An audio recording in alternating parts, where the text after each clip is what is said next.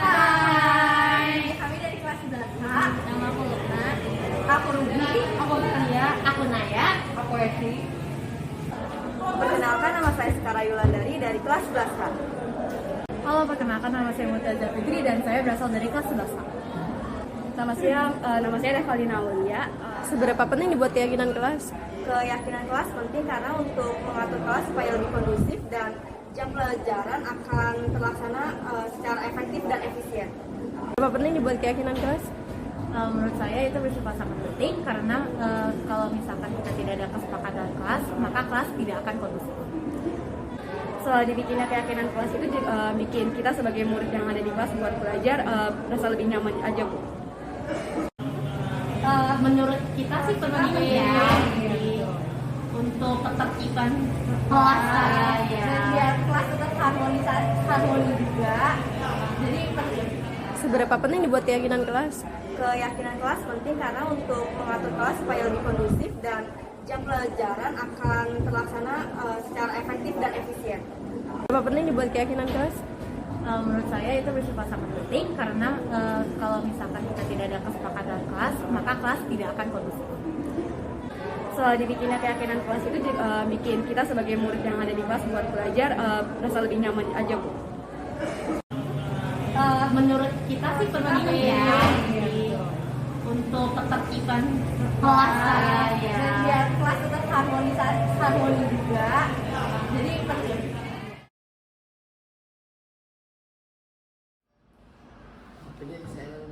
Assalamualaikum warahmatullahi wabarakatuh. Waalaikumsalam warahmatullahi wabarakatuh. Bismillahirrahmanirrahim. Alhamdulillahirabbil alamin. Wassalatu wassalamu ala asrofil anbiya'i wal mursalin sayyidina Muhammadin wa ala alihi wa ashabi ajmain, amma ba'du. Yang terhormat Ibu Dr. Ratna Budiati MDiomed selaku Kepala Sekolah SMA Negeri 70 Jakarta. Yang kami hormati Bapak Ibu Dewan Guru yang hadir dalam acara aksi nyata implementasi budaya positif di SMA Negeri 70 Jakarta. Shalawat dan salam tak lupa kita sampaikan kepada junjungan kita Nabi besar Muhammad SAW yang selalu kita harapkan syafaatnya sampai dengan di yaumil akhirat. Baik, yang pertama saya akan membacakan susunan acara dari kegiatan ini. Yang pertama adalah sambutan dari Ibu Kepala Sekolah kita, Ibu Dr. Ratna Budiati MDiomed. Yang kedua, paparan yang akan disampaikan oleh Ibu Muflihatus. Selanjutnya acara yang pertama kita dengarkan sambutan dari Ibu Kepala Sekolah, Ibu Dr. Ratna Budiati MDiomed. Kepada Ibu Ratna dipersilakan. Bismillahirrahmanirrahim. Assalamualaikum warahmatullahi wabarakatuh. Selamat pagi, salam sejahtera, salam bahagia dan sehat selalu untuk kita semua. Yang saya hormati tentunya Ibu Muflihatus Sukriyati, dan yang saya hormati, saya banggakan Bapak dan Ibu guru SMA Negeri 70. Alhamdulillah, puji dan syukur kita panjatkan kehadirat Allah Subhanahu wa Ta'ala karena pada hari ini kita bisa bersama-sama berada di ruangan yang luar biasa penuh berkah ini dalam rangka kita akan mendengarkan dan mendapatkan materi pemaparan dari Ibu Muflihatus Sukriyati, calon guru penggerak angkatan 7 yang pada hari ini akan memaparkan aksi nyata implementasi budaya positif di SMA Negeri 70 Jakarta. Tentunya materi ini sangat baik sekali yang dapat kita praktekkan oleh semua guru di SMA SMA Negeri 70 Jakarta, di mana memang sekolah SMA Negeri 70 kita ini sekolah ramah anak. Dalam sekolah ramah anak, hal-hal yang kita lakukan di sini itu salah satu yang harus kita terapkan adalah disiplin positif. Jadi apabila ada anak-anak kita, namanya anak-anak pelajar, mungkin ada yang melakukan pelanggaran disiplin, tidak ada lagi yang nama istilahnya sanksi atau hukuman. Kita tidak lagi melakukan seperti itu, tapi kita melakukan pembinaan dengan melalui disiplin positif. Jadi anak-anak itu tahu disiplin positif itu artinya adalah mereka tahu kenapa mereka ini kita panggil, kita bina. Nah, berarti karena salah satunya mungkin dia melakukan pelanggaran disiplin. Nah, kita juga tahu kenapa dia sampai melanggar itu. Setelah kita tahu, kita berikan pemahaman agar dia sadar bahwa yang dia lakukan adalah salah. Nah, kalau dia sadar, dia insya Allah seterusnya akan tahu bahwa dia tidak boleh lakukan lagi. Tapi kalau dihukum, mungkin saat itu dia takut, saat itu dia patuh. Berikutnya dia sudah lupa lagi, dia akan melakukannya lagi. Tapi kalau dengan disiplin positif, kita terapkan menjadi budaya di SMA Negeri 70 ini yang memang sudah kita terapkan selama ini, tapi lebih ditingkatkan lagi, lebih inovatif lagi dari yang akan disampaikan oleh Ibu Mukriatus. Untuk itu saya ucapkan terima kasih. Saya doakan juga semoga Bu Mukriatus sukses dalam menjalani rangkaian pelatihan-pelatihan dalam calon guru penggerak angkatan 7. Dan saya harap juga teman-teman yang lain, Bapak Ibu guru bisa menyusul ya untuk menjadi calon guru penggerak. Silahkan Bapak dan Ibu mengikuti paparan ini dengan baik karena pastinya sangat bermanfaat dan wajib kita terapkan karena kita sekolah ramah anak. Demikian dari saya, sukses buat Ibu Mukriatus. Semoga acara berjalan lancar dan implementasi ini terus dijalankan di SMA Negeri 70 Jakarta sehingga terwujud sekolah ramah anak yang terus menerus ini menjadi budaya di SMA Negeri 70. Demikian dari saya, semoga semua rangkaian acara hari ini berjalan dengan baik dan lancar. Terima kasih. Wassalamualaikum warahmatullahi wabarakatuh. Waalaikumsalam warahmatullahi wabarakatuh. Untuk selanjutnya mohon maaf karena saya harus membuka acara DBL dulu di lapangan, jadi saya berpindah ke lapangan basket ya. Selamat ya Bu Mukriatus, Bapak Ibu semua, sukses acaranya. Terima kasih, saya pamit dulu. Terima kasih banyak. Sama-sama.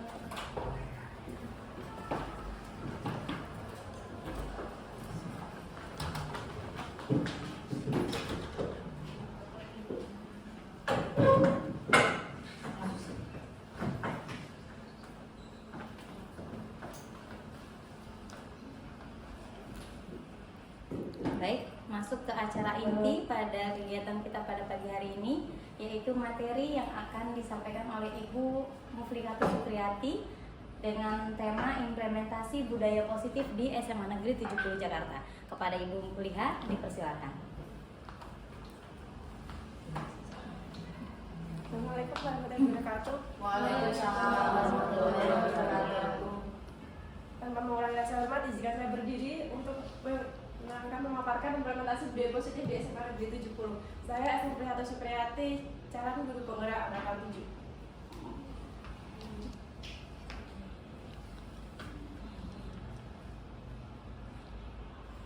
Dalam konsep dalam modul budaya positif itu ada 7 poin. Yang pertama adalah perubahan paradigma belajar, yang kedua disiplin positif, yang ketiga motivasi perilaku, yang keempat kebutuhan dasar, yang kelima adalah posisi kontrol, dan terakhir adalah segitiga restitusi.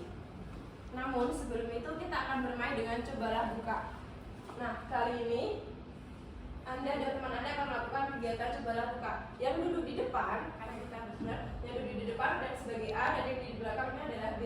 Tugas si A untuk mengepalkan salah satu tangan Anda. Membayangkan bahwa tangan tersebut di dalamnya ada sesuatu yang sangat berharga yang perlu dijaga dengan sekuat tenaga karena itu penting untuk kehidupan Anda. Bismillah sakti, berkanan kiri.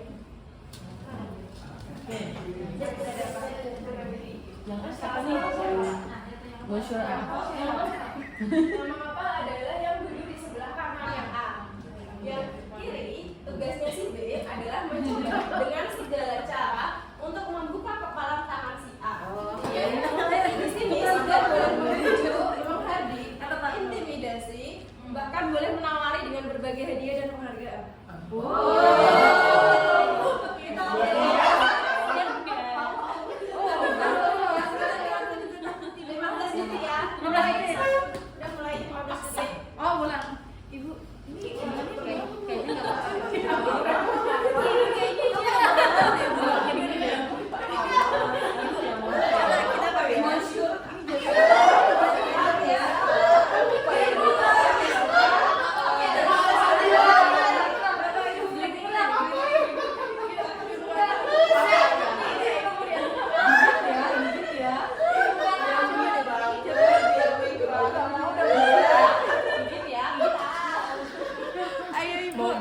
Kamu pilih mana? Ini atau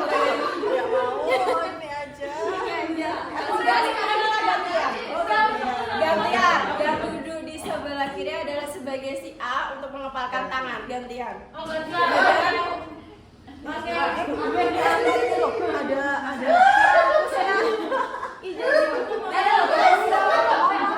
Ayo nomor rekening, ayo nomor rekening.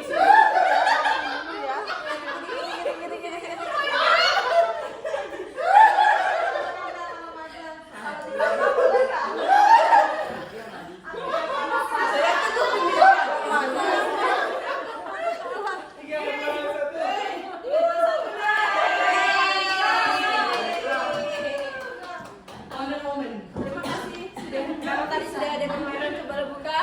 Aku sudah habis 15 detik untuk yang duduk di sebelah kanan, 15 detik juga untuk yang sebelah kiri. Sekarang pertanyaannya adalah, apakah tadi rekan Anda membuka kepala tangan tersebut? Tidak. Ya, rekan saya ya. Ada satu yang membuka kepala tangan. Sekarang, berarti semuanya menutup. Pertanyaan yang selanjutnya adalah, dalam kegiatan ini, siapa yang memegang kendali atau kontrol untuk membuka kepala tangan tersebut? Yang memiliki tangan. Yang punya kepala tangan. Tapi tadi yang membuka berarti diperbolehkan, diizinkan. Terlalu kuat.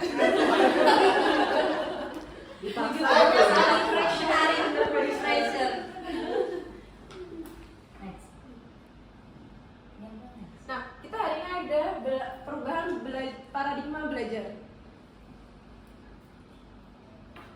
Itu adalah ilusi guru mengontrol murid. Jadi, pada dasarnya kita bisa memposisikan tadi sebagai guru, yang mengepalkan tangan adalah murid. Jadi, pada dasarnya kita tidak bisa memaksa murid untuk berbuat sesuatu jika murid tersebut memilih untuk tidak melakukannya. Walaupun tampaknya guru sedang mengontrol perilaku murid, hal demikian terjadi karena tanpa dihadirnya murid tersebut mengizinkan untuk dirinya dikontrol. Saat itu bentuk kontrol guru menjadi kebutuhan dasar yang dipilih murid tersebut.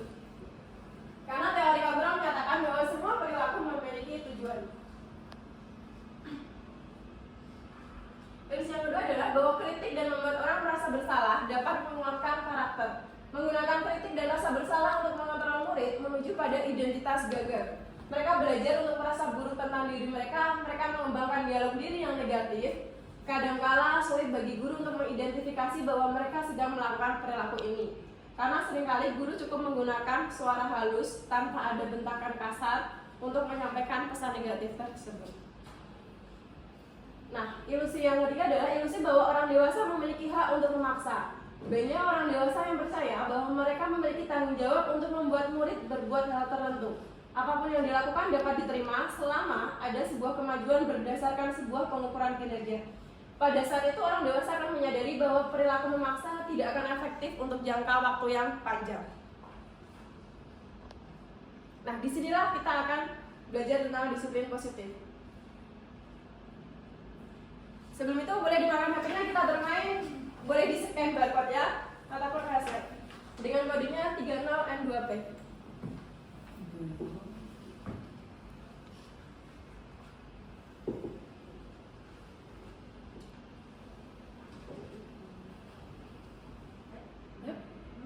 Barcode-nya belum, Bu.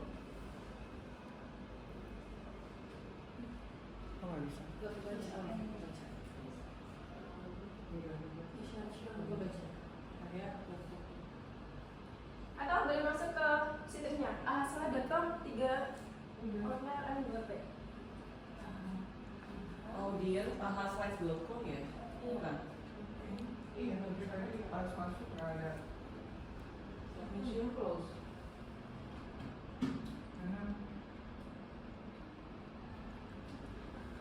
Oke. Bisa dulu ini benar ya? Apa yang tadi kita Iya. kata disiplin? Aku udah. Oke. Wah, masuk Apa yang aja mau ya. pikirkan? Boleh langsung ditulis di situ. Slide. Slide 3 M2 tuh. Bisa. 30 N2 Iya, berarti langsung isi. boleh langsung diisi karena waktunya Tiga-tiganya. boleh 1 2 atau 3.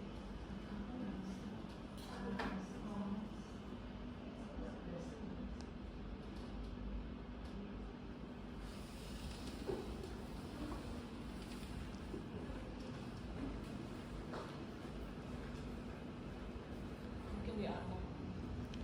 Oke, boleh balik. Ya tadi udah. Udah bisa? Aha. Udah ada yang menuliskan kata sistematis, ada yang menuliskan hal positif sama teratur.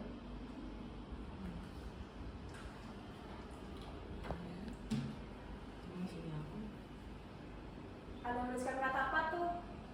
Keras, belakang militer, mengikuti.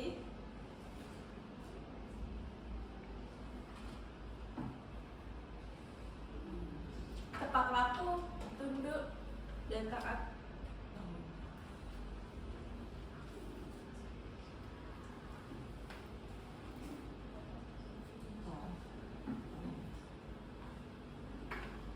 Masih ada waktu.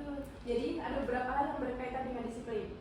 Nah, seringkali ada yang tadi jawab, seringkali diisi dengan teratur, mengikuti, bahkan ada juga hal yang positif. Bahkan ada yang menuliskan kata militer karena sedisiplin itu militer berkaitan dengan disiplin.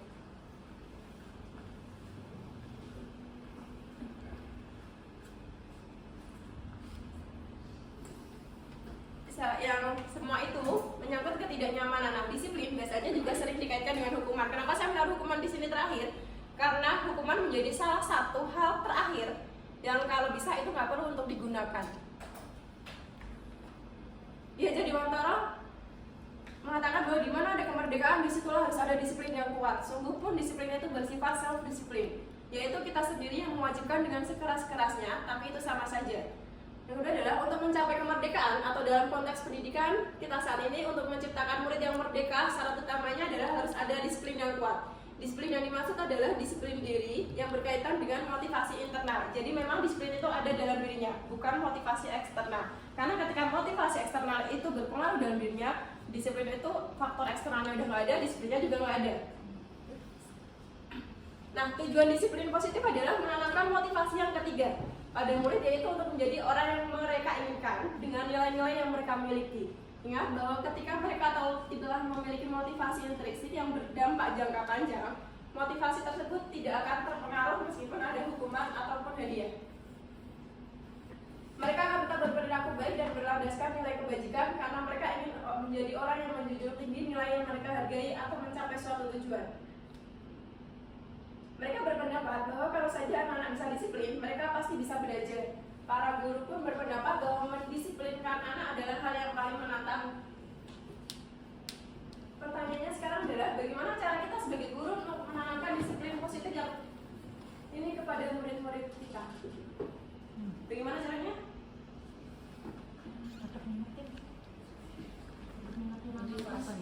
Dengan motivasinya, keteladanan, memberikan contoh yang baik kepada siswanya, Pengertian ya sama ya. dengan memberikan pengertian, Terus membimbing anak. dengan terus membimbing anak dengan pengertiannya. Jadi motivasi itu bisa muncul di dalam dirinya, ya. Setelah motivasi itu muncul, maka kita akan berpikir ke nilai kebajikan secara universal. Nah, nilai kebajikan secara universal adalah nilai-nilai yang memiliki sifat positif untuk menjadi tujuan mulia yang dicapai setiap individu. Dr. William Blaser pada teori kontrol mengatakan bahwa setiap perbuatan memiliki satu tujuan. Dia Nicholson mengungkapkan bahwa dengan mengaitkan nilai kebajikan yang diyakini seseorang, maka motivasi intriksinya akan terbangun. Nah, kurikulum kita di negara Indonesia ini mengandung nilai kebajikan yang sekarang dikenal dengan profil pelajar Pancasila. Yang pertama, beriman dan bertakwa kepada Tuhan Yang Maha Esa dan berakhlakul karimah, berkebinekaan, bergotong royong, mandiri, bernalar kritis, dan kreatif. Teori motivasi. Pertanyaannya adalah, mengapa kita melakukan segala sesuatu? Apakah kita melakukan sesuatu karena ada dorongan dari lingkungan atau dorongan yang lain? Atau terkadang kita melakukan sesuatu karena kita menghindari rasa sakit atau ketidaknyamanan. Bahkan terkadang kita juga melakukan sesuatu karena memang kita ingin melakukannya agar mendapatkan hadiah, senyuman atau pujian dari orang lain, atau mendapatkan uang. Selain hal tersebut, apalagi kira-kira alasan yang ingin orang melakukan sesuatu? Kebiasaan. Karena udah menjadi kebiasaan dalam dirinya, udah menjadi disiplin. Hobi. Karena suka melakukannya. Tapi suka melakukannya. Berarti motivasi itu ada dalam dirinya. Nah, Dia Nicholson dalam bukunya Researching School Discipline menyatakan ada 3 motivasi perilaku manusia. Yang pertama tadi untuk menghindari ketidaknyamanan atau hukuman. Kedua, untuk mendapatkan imbalan atau penghargaan dari orang lain. Dan yang ketiga adalah untuk menjadi orang yang mereka inginkan dan menghargai diri sendiri dengan nilai yang mereka percaya. Nah, kalau tadi ada yang menjawab dengan hobi, rasa suka, berarti mereka adalah sudah masuk ke dalam yang poin ketiga. Motivasi dengan seperti ini akan menjadi orang seperti apa mereka melakukannya, itu adalah nilai yang mereka yakini dan hargai. Hukuman dan penghargaan. Restitusi adalah proses menciptakan kondisi bagi murid untuk memperbaiki kesalahan mereka sehingga mereka bisa kembali pada kelompok mereka dengan karakter yang lebih kuat. Restitusi juga merupakan proses kolaboratif yang mengajarkan murid untuk mencari solusi dan dari masalah mereka, untuk membantu murid berpikir tentang orang seperti apa yang mereka inginkan dan bagaimana mereka harus melakukannya, untuk memiliki nilai yang mereka yakini. Selanjutnya tentang keyakinan kelas.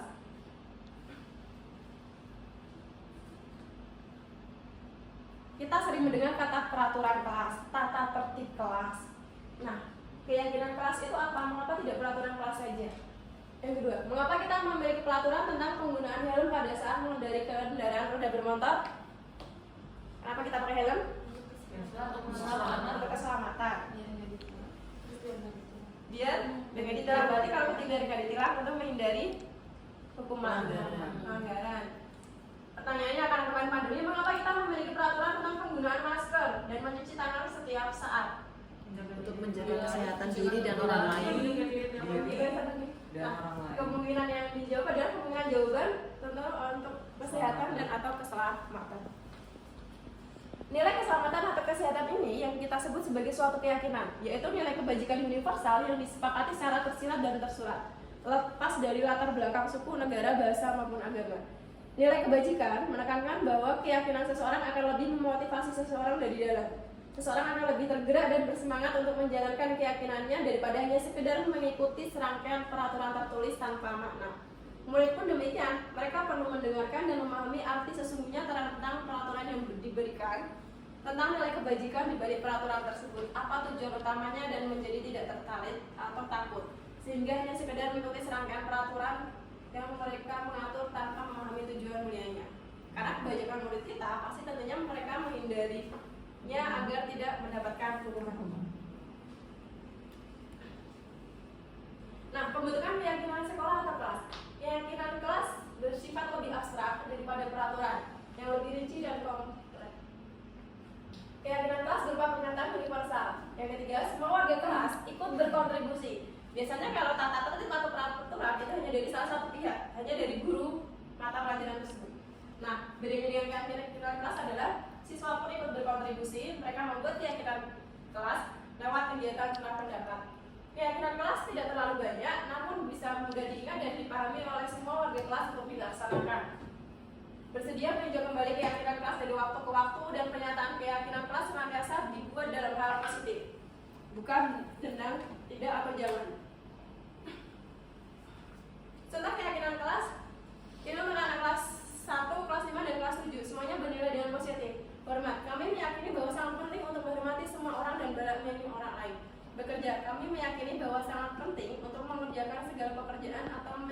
kegiatan yang telah ditugaskan. Poin diterima dan dimiliki artinya kami meyakini bahwa sangat penting untuk merasa diterima pada suatu kelompok dan saling peduli satu dengan yang lain. Nah, kemarin saya sudah melakukan penerapan keyakinan kelas.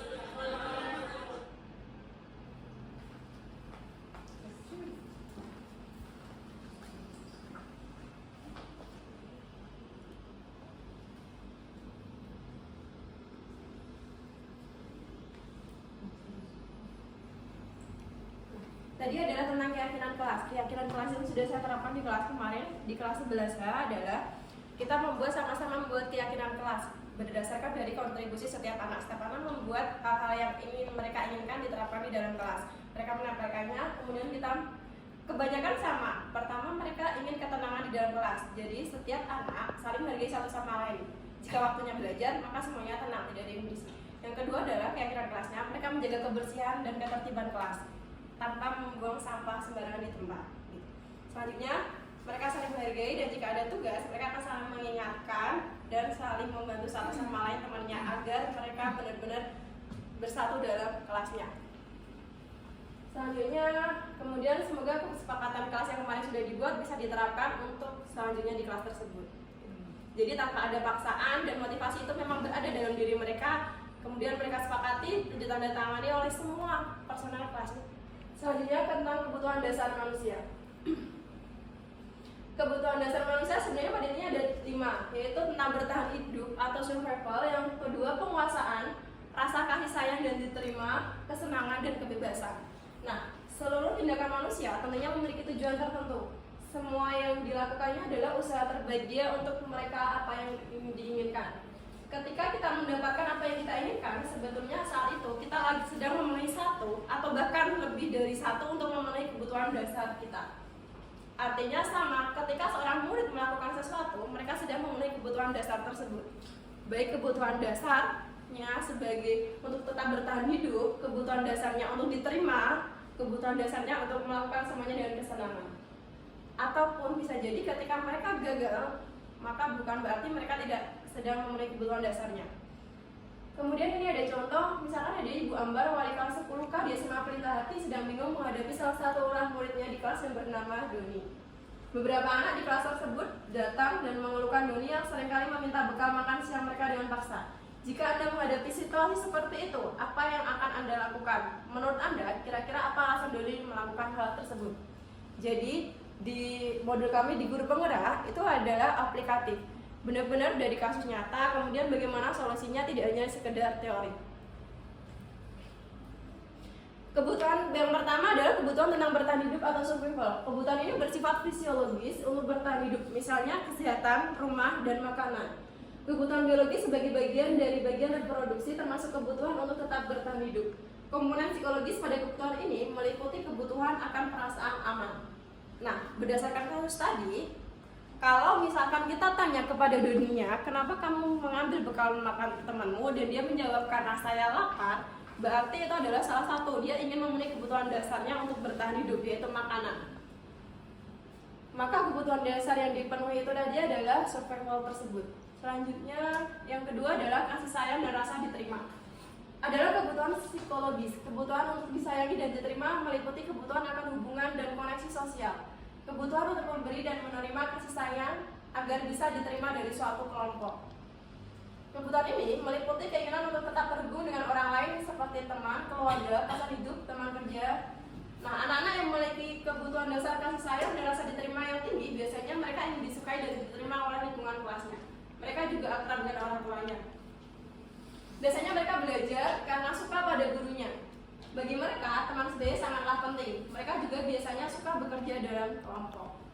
Untuk kasus yang tadi, misalkan karena Doni ingin mengambil bekal makanan temannya hanya karena dia merasa senang ketika temannya memperhatikan dia, itu artinya si Doni tadi sedang memenuhi kebutuhan dasarnya tentang kasih sayang dan ingin diterima. Bukan karena lapar, tapi hanya sekedar karena diperhatikan, biar dia diterima. Selanjutnya, kebutuhan dasar yang ketiga adalah penguasaan. Kebutuhan akan pengakuan atas kemampuan. Kebutuhan ini berhubungan dengan kekuatan untuk mencapai sesuatu, menjadi kompeten, menjadi terampil, diakui atas prestasi dan keterampilan, didengarkan, dan memiliki rasa harga diri. Kebutuhan ini meliputi keinginan untuk dianggap berharga, bisa membuat perbedaan, bisa membuat pencapaian, diakui dan dihormati. Nah, anak-anak yang memiliki kebutuhan dasar akan penguasaan yang tinggi ini biasanya selalu ingin menjadi pemimpin. Mereka juga suka mengamati sebelum mencoba hal baru dan merasa kecewa bila melakukan kesalahan. Mereka juga biasanya rapi dan sistematik dan selalu ingin mencapai hal yang terbaik. Apalagi anak-anak untuk tingkatan kita adalah anak SMA yang kebutuhan seperti itu juga sangat tinggi. Apabila jawaban Doni tadi ketika ditanya mengapa kamu mengambil bekal makanan temanmu, dan dia merasa hebat karena temannya jadi takut dan menuruti dia, itu makanya Doni sedang memenuhi kebutuhan dasarnya akan penguasaan. Bukan karena lapar untuk memenuhi kebutuhan hidup, bukan juga karena Doni ingin diperhatikan temannya, tapi Doni ingin memenuhi kebutuhan dasarnya sebagai penguasa, bahwa dia ingin ditakuti, bahwa dia ingin menjadi pemimpin leadernya. Selanjutnya, nah, kebebasan, yaitu kebutuhan akan pilihan. Kebutuhan untuk bebas adalah kebutuhan akan kemandirian, otonomi, memiliki pilihan dan mampu mengendalikan arah hidup seseorang. Anak-anak dengan kebutuhan kebebasan yang tinggi menginginkan pilihan. Mereka perlu banyak bergerak, suka mencoba, tidak terpengaruh oleh orang lain, dan senang mencoba hal baru dan menarik. Nah, ketika kasus tadi, Doni mengambil bekal makanan temannya yang dibawakan ibunya dari rumah, karena ibunya selalu membawakan bekal yang sama. Oleh karena itu, dia ingin mencoba makanan temannya yang beraneka ragam, maka dia sedang memenuhi kebutuhannya akan bebas. Biasanya di anak-anak seperti ini hanya sekedar pengen sesuatu hal yang baru, yang belum pernah melakukan sebelumnya. Selanjutnya adalah kebutuhan akan kesenangan. Kebutuhan akan kesenangan adalah kebutuhan untuk mencari kesenangan, bermain dan tertawa. Bayangkan hidup tanpa kenikmatan apapun, betapa menyedihkan. Belajar menghubungkan kebutuhan akan kesenangan dengan belajar. Saat mereka bermain, mereka juga mempelajari keterampilan hidup yang penting. Anak-anak dengan kebutuhan dasar kesenangan yang tinggi biasanya ingin menikmati apa yang dilakukan. Mereka suka berkonsentrasi tinggi dan mengerjakan hal yang disenangi. Bahkan mereka bertingkah laku buruk, mereka masih terlihat lucu.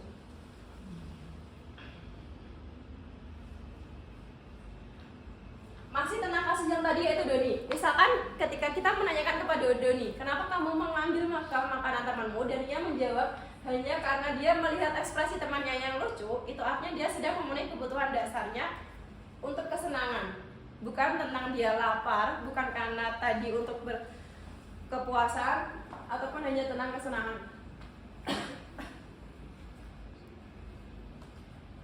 Coba pikirkan bagaimana selama ini Anda memenuhi kebutuhan dasar Anda. Isilah setiap bagian lingkaran dengan nama orang, benda, atau apapun yang dapat memenuhi setiap kebutuhan dasar itu. Ada 4 kebutuhan dasar. Boleh masuk ke scan barcode ini?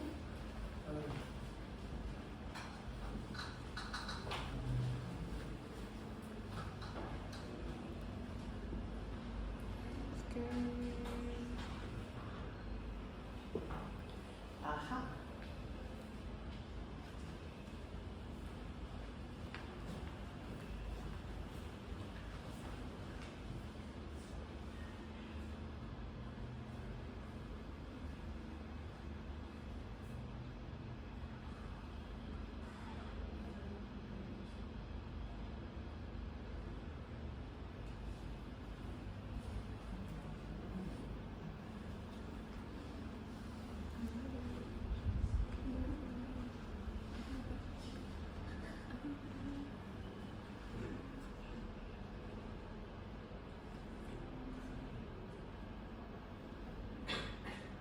Lupa juga.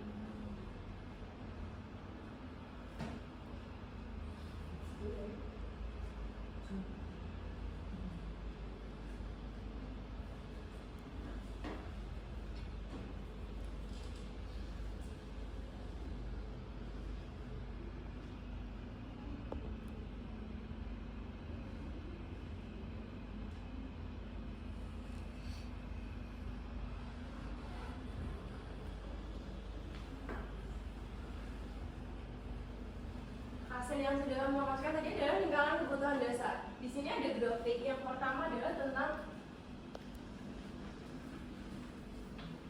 yang gambar warna biru adalah rasa diterima atau disayang. Yang kuning adalah tentang penguasaan. Yang berikutnya adalah tentang kebebasan, dan yang merah adalah tentang kesenangan. Seberapa banyak orang mengatakan tentang biru? Yang biru ini rasa diterima dan disayang. Kemudian pada 27 poin ini berarti karena penguasaan. Berarti masih ada beberapa banyak orang yang menginginkan kebutuhan dasar untuk penguasaan.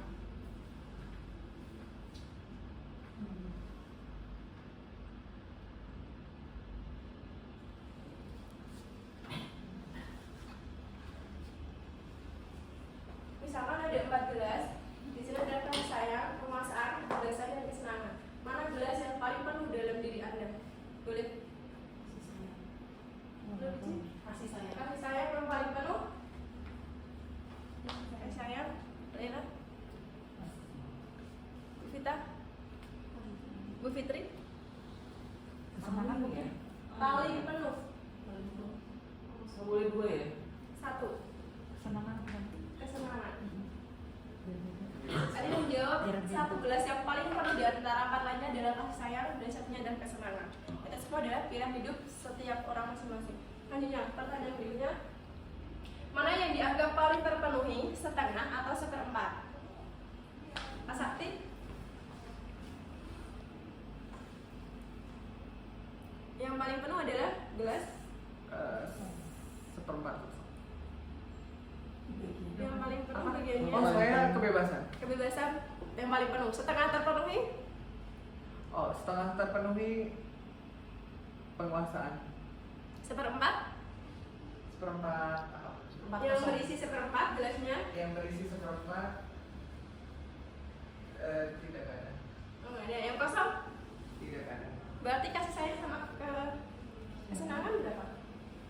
Full. Oh, full. Sinta, mana gelas yang paling penuh? Saya paling penuh itu kasih sayang, 3/4 itu kebebasan, 3/4 kesenangan, 0,1 penguasaan. Kecil banget penguasaan saya. 0,1. Iya 1/5 dah. Ada 1. Saya Kasih sayang. Iya. Kosong. Hampir kosong. Selanjutnya,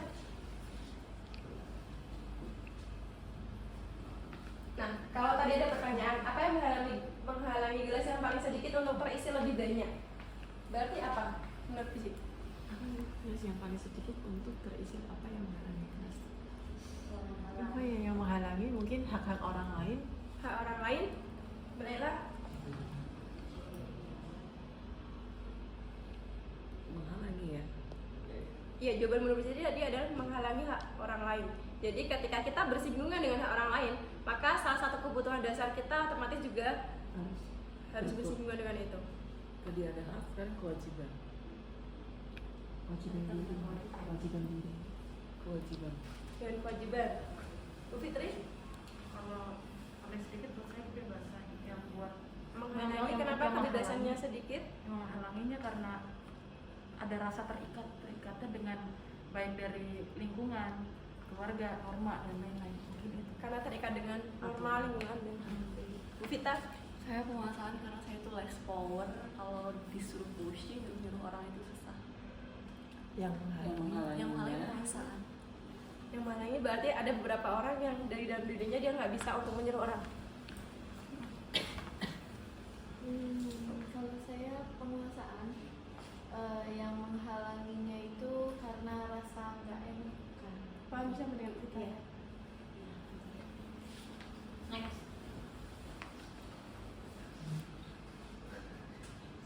Nah, restitusi atau 5 posisi kontrol. 5 posisi kontrol oleh Dian Gosen ada 5, yaitu pertama penghukum, pembuat merasa bersalah, teman, pemantau, dan manajer. Penghukum ini adalah jika seorang penghukum bisa menggunakan hukuman secara fisik maupun verbal. Bisa verbal itu berarti kata-kata. Contohnya, patuhi aturan saya atau awas. Kamu selalu saja salah, pasti selalu kamu yang terakhir selesai. Nah, orang-orang yang menjalankan posisi penghukum senantiasa mengatakan bahwa sekolah memerlukan sistem atau alat yang dapat lebih menekan murid lebih dalam. Selanjutnya, untuk posisi pembuat merasa bersalah. Pada posisi ini, biasanya guru akan bersuara lebih lembut. Pembuat merasa bersalah akan menggunakan keheningan dan membuat orang lain merasa tidak nyaman dan bersalah, bahkan merendah diri. Di posisi ini, murid akan memiliki pandangan diri yang buruk tentang diri mereka. Contohnya, berapa kali Bapak harus memberitahu kamu ya, Ibu sangat kecewa dengan kamu. Selanjutnya adalah teman. Guru pada posisi ini tidak akan menyakiti murid, namun tetap berupaya untuk mengontrol murid secara persuasi. Posisi teman pada guru bisa negatif ataupun positif. Hal negatif dari posisi teman ini adalah bila suatu saat guru tersebut sudah tidak ada dekat dengan muridnya, maka hal tersebut pun akan hilang. Karena ini termasuk motivasi eksternal. Saya pikir Bapak atau Ibu dan teman saya murid merasa dikecewakan. Hal lain yang mungkin timbul adalah murid akan hanya bertindak terhadap guru tersebut. Ketika dia berhadapan dengan guru lainnya, sikapnya pun akan berbeda. Posisi yang terakhir adalah posisi manajer. Ini adalah posisi yang paling ideal, di mana guru bisa berbuat bersama dengan murid, mempersiapkan murid mempertanggungjawabkan perilakunya, mendukung murid agar menemukan solusi atas permasalahannya sendiri. Seorang manajer telah memiliki keterampilan di posisi teman maupun pemantau. Jadi suatu saat dia bisa kembali lagi ke posisi tersebut, namun sewaktu-waktu juga bisa menjadi kembali ke posisi manajer. Namun bila kita menginginkan murid menjadi manusia yang merdeka, mandiri, dan bertanggung jawab, maka kita perlu mengacu pada restitusi yang dapat menjadikan murid manajer bagi dirinya sendiri.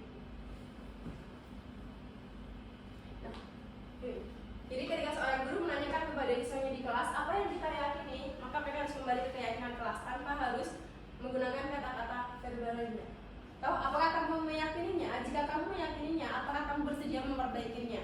Jadi murid tersebut yang harus tahu posisinya di mana, kemudian dia memperbaiki kesalahan tersebut. Apa rencana kamu untuk memperbaiki atau hal lain? Inilah yang akan posisi manajer katakan. Posisi kontrol tadi adalah tentang 5 hal. Tugas seorang manajer bukan untuk mengatur perilaku seseorang, dia membimbing murid untuk mengatur dirinya sendiri. Seorang manajer bukannya memisahkan murid dari kelompoknya, tapi dia mengembalikan murid tersebut ke kelompoknya. Bisa jadi dalam praktek penerapan disiplin sadari kita akan kembali ke posisi teman atau pemantau karena murid tersebut belum siap untuk ditangani. Segitiga restitusi.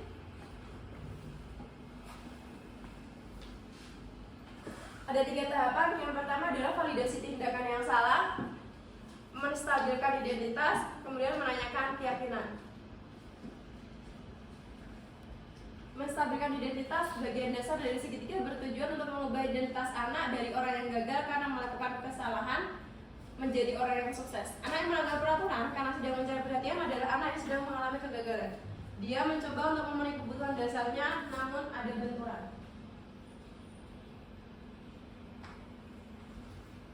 Ini adalah kata-kata yang biasa digunakan dalam segitiga restitusi tersebut. Bapak atau ibu tidak tertarik mencari siapa yang salah, tapi bapak atau ibu ingin mencari solusi dari permasalahan ini. Berbuat salah itu tidak apa-apa karena bapak pun pernah merasakan hal seperti itu. Karena tidak ada manusia yang sempurna dan kita bisa menyelesaikan ini.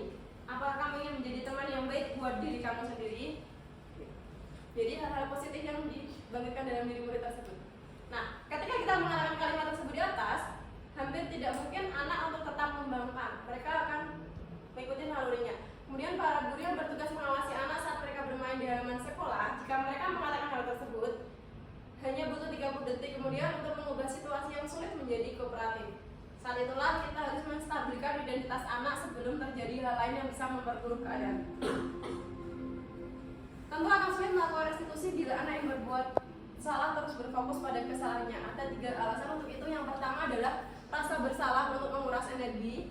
Kemudian yang kedua, ketika merasa bersalah, mereka akan mengalami identitas kegagalan. Yang terakhir, perasaan bersalah dapat membuat mereka terperangkap pada masa lalu di mana sudah tidak ada lagi bisa berbuat apa-apa. Validasi tindakan yang salah. Menurut teori kontrol, semua tindakan manusia baik atau buruk pasti memiliki tujuan tertentu. Seorang guru harus memahami teori kontrol yang pasti akan mengubah pandangannya dari teori stimulus respon ke cara berpikir proaktif yang mengenali tujuan dari setiap tindakan.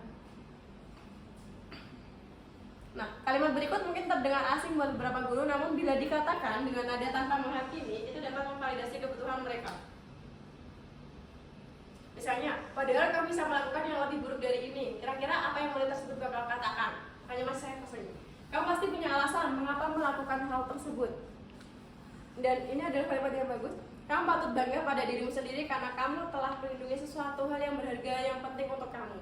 Dengan mempertahankan sikap seperti itu, kamu juga bisa menambahkan sikap yang baru yang lebih baik lagi.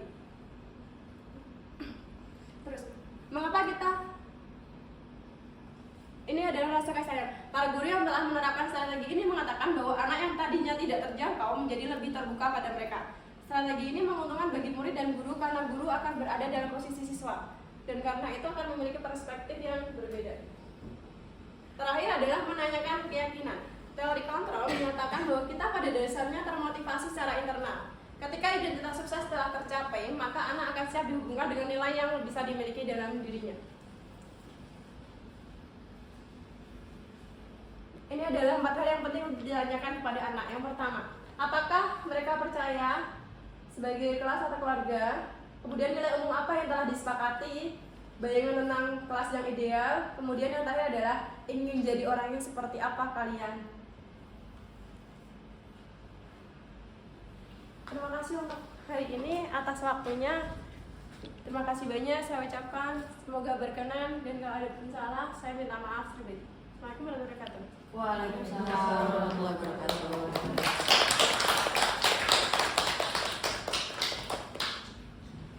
Baik, selesai sudah rangkaian aksi nyata implementasi budaya positif di SMA Negeri 70 Jakarta.